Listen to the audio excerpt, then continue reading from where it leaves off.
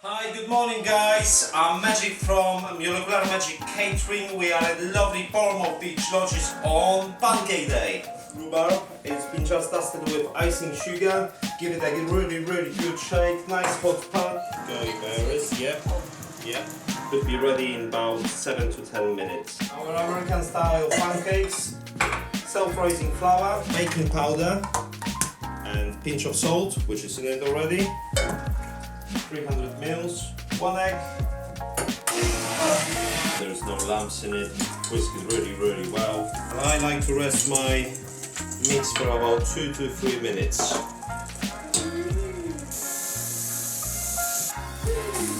Beautiful New Forest rhubarb.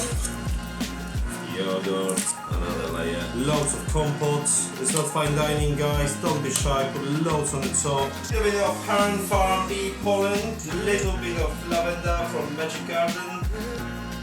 Happy Pancake Day, guys.